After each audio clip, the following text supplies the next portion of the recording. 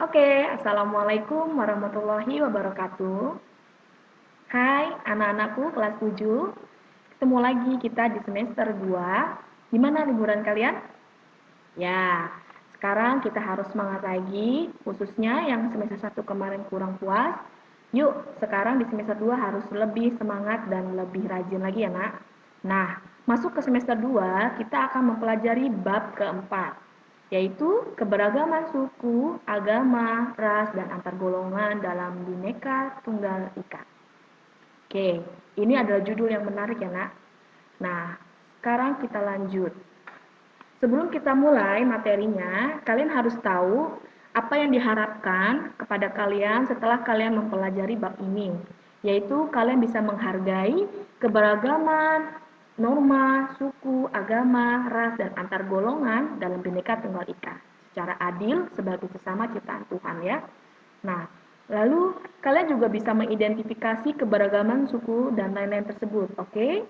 Nah, selanjutnya kalian juga bisa mendemonstrasikan hasil identifikasi terkait keberagaman suku, agama, ras, dan antar golongan dalam Bhinneka Tunggal Ika. Oke, check it out ya. Nah, lanjut. Nah, kenapa sih Indonesia mempunyai keberagaman yang begitu banyak ya? Nah, sekarang kita lihat. Indonesia merupakan negara kepulauan yang penuh dengan kekayaan serta keragaman budaya, ras, suku bangsa, kepercayaan, agama, bahasa daerah, dan masih banyak lagi yang lainnya ya. Namun, kita tetap kompak ya. Nah, kita tetap satu meskipun dengan keragaman tersebut. Nah, sesuai dengan semboyan kita, yaitu Bhinneka Tunggal Ika, yang berarti meskipun berbeda-beda tetapi tetap satu jua. Oke, dihafal ya semboyannya. Nah, setiap suku bangsa memiliki ciri khas dan karakteristik sendiri pada aspek tersebut. Ya, ini sudah ada statistiknya, kalian bisa baca. Pada tahun 2010 terdapat sekitar 1.128 suku bangsa yang ada di Indonesia ya. Wah, kaya sekali ya Indonesia ini. Lanjut. Coba kalian bisa berpikir nggak, kenapa sih bisa muncul keberagaman tersebut di masyarakat Indonesia? Nah, ini adalah faktor-faktornya. Ya, yang pertama yaitu letak strategis wilayah Indonesia. Jadi letak ini mempengaruhi keberagaman masyarakat Indonesia. Yang kedua, kondisi negara kepulauan. Kondisi kita bagaimana? Yang ketiga, perbedaan kondisi alam. Jadi alam itu juga mempengaruhi keberagaman masyarakat kita. Nah, yang keempat, keadaan transportasi dan komunikasi. Itu juga ada pengaruhnya. Nah, yang terakhir, penerimaan masyarakat terhadap perubahan. Oke, kita akan bahas satu persatu di pertemuan kali ini ya. Tolong diperhatikan dan kalian siapkan catatan kalian atau buku catatan kalian. Mungkin ada yang penting kalian boleh catat apa yang Miss bicarakan tapi tidak ada di PowerPoint ya. Oke. Oke, nomor 1. Letak strategis wilayah Indonesia.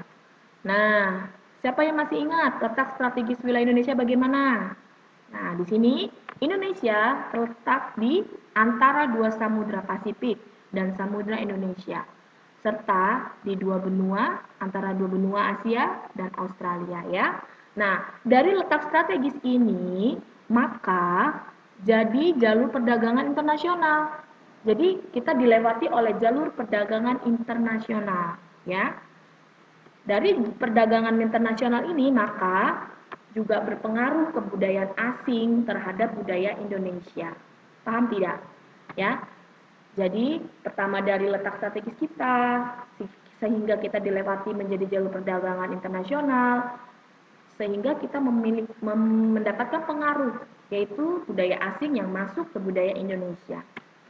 Next, nomor 2 yaitu kondisi negara kepulauan. Indonesia merupakan negara kepulauan. Nah, mari kita lihat.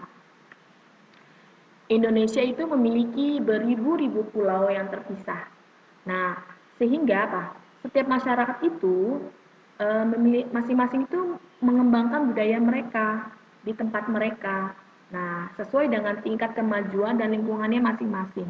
Pasti berbeda dong. Kalau di Pulau Nias, di Pulau Jawa, dia akan mengembangkan budayanya sesuai dengan kemampuannya. Nah, disinilah yang mengakibatkan perbedaan suku bangsa, bahasa, budaya, dan peranan laki-laki dan perempuan di setiap pulau itu berbeda. Oke, lanjut di poin nomor 3, yaitu perbedaan kondisi alam. Nah, setiap pulau itu alamnya berbeda dong, ya kan? Gak usah jauh-jauh deh. Misalnya di mana yo? Di Bogor sama Bekasi beda dong. Bekasi penuh dengan apa? Panas ya. Kalau Bogor pasti lebih dingin karena dia area apa? Pegunungan ya. Nah, di situ ternyata menjadi pengaruh keberagaman masyarakat Indonesia. Ini dia.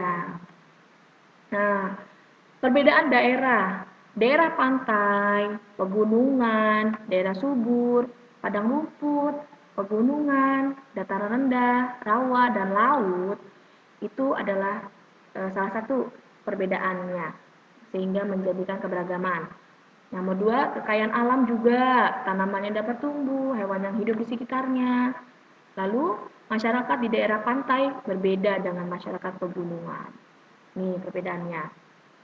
Nah, di sini terakhirnya sehingga ada perbedaan bentuk rumah, mata pencaharian, makanan pokok, pakaian, kesenian, bahkan kepercayaan ya.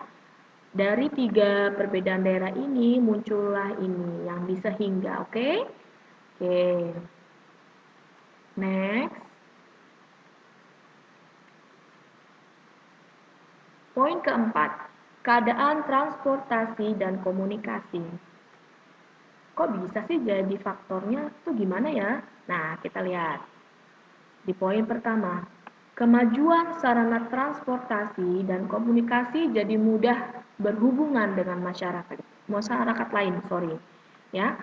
Nah, jadi adanya kemajuan transportasi dan komunikasi, masyarakat yang di daerah sana, masyarakat daerah sini bisa berhubungan sehingga bisa bertukar apa? Bertukar budaya, ya kan?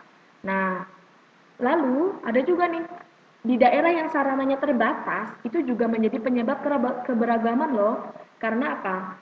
Ya dia akan mengembangkannya sendiri gitu di daerahnya dia sehingga muncul apa? Kayak tradisional tradisional apa?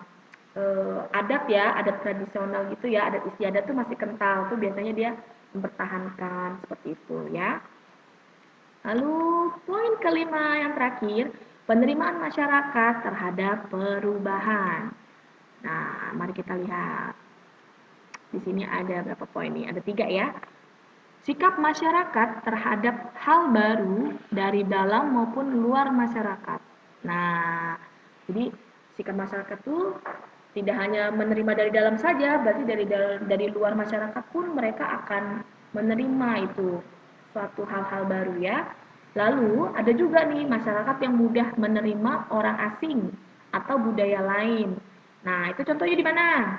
Ya di perkotaan ini, kayak di Jakarta, di Bekasi ya. Kalian kalau lagi zamannya apa tuh? BTS mungkin yang K-pop, nah mulai deh ikut-ikutan ya. Nah, itu yang mudah menerima budaya asing ya. Ada juga mungkin kalau yang dalam lokal temennya suka lagu Jawa, kalian sering mendengarkan lagu Jawa, jadinya suka lagu Jawa ya. Oke, lalu namun ada juga masyarakat tetap bertahan pada budaya sendiri ya. Seperti apa tuh?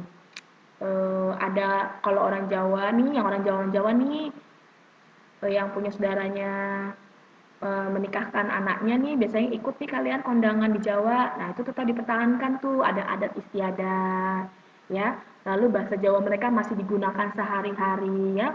Mereka masih bisa mempertahankannya. Gitu ya, Nak. Nah, nah itu saja materinya hari ini yaitu faktor-faktor keberagaman masyarakat di Indonesia. Jadi sebelum kalian tahu keberagaman itu apa aja, kalian harus berpikir dulu dari mana sih asal perbedaan tersebut sehingga Indonesia itu memiliki keberagaman yang sangat banyak ya. Jadi itu ada 5, oke? Nah, Miss Cindy harap kalian bisa mengulang-ulang lagi video ini jika kalian ada yang belum paham. Lalu kalian bisa catat di buku tulis kalian.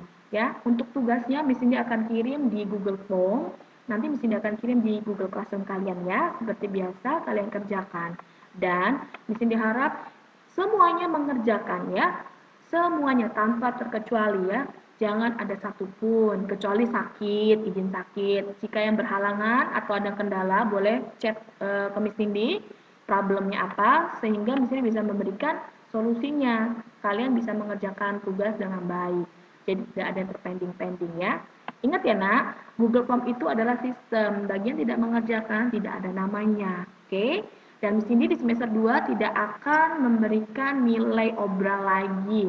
Nah, jadi kalian harus on time mengerjakannya walaupun belum bisa besoknya harus tetap dikerjakan atau beritahu ke Miss Cindy apa kendalanya sehingga Miss Cindy bisa memberikan solusi ya. I think enough. Thank you for your attention. Terima kasih hari ini sudah menyimak video pembelajarannya. Semoga sukses and bye. Thank you. Wassalamualaikum warahmatullahi wabarakatuh.